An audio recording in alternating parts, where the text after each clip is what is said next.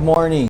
Welcome to our second series on how to respond to this calamity. Yesterday, we said that calamities or tragedies, such as the one that we are facing today or right now in the world today, can be a blessing for us. Behind every tragedy is a blessing hiding. Today, I want to look at the second portion of how to overcome these calamities or how to go through these calamities by looking beyond the calamity that you are in right now. I want to just define what a calamity is. And the dictionary says the calamity is an event causing great and often sudden damage or distress. Let me ask you, what's this calamity bringing to you right now? I want to tell you a funny story, and this story just happened, and probably some of you encountered this. The other day, my wife and I, we went out quickly to just really go to the fruit stand and to buy bananas. I love bananas. I like bananas with ice cream, and I like to be healthy, and bananas keep us healthy, and those are one of the things that we want to keep in our diet. But to our surprise, in all the fruit stands that we went, there was no ripe bananas, bananas that were ready to eat, and the only available bananas were unripe bananas, and we were wondering how come they run out of bananas. And somebody told us, and we read it also, that somebody put out in the internet that banana is the cure for the coronavirus. That's right, banana is the cure for coronavirus. And a lot of people read it, and probably they did not confirm it, if it was true or not. But yet, without even really looking into it, they bought a lot of bananas, and maybe a lot of bananas were eaten, and they consume a lot of bananas, and because of that, it ran out. We ran out of bananas.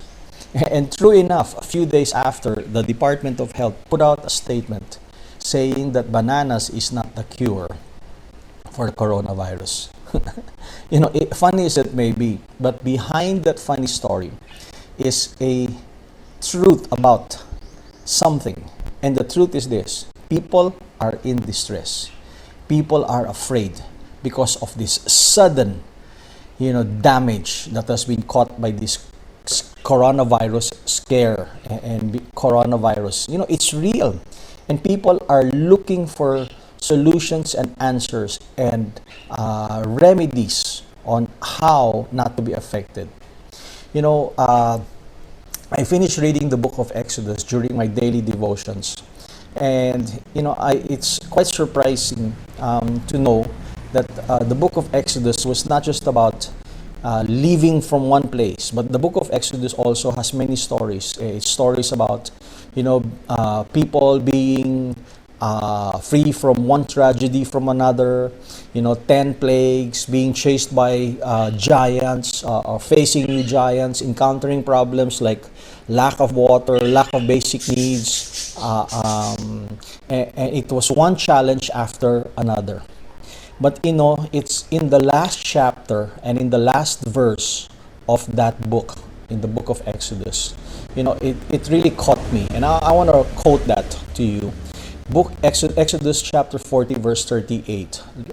It says there, "The cloud rested upon the tabernacle during the daytime, and at the night there was fire in the cloud, so that all the people could see it.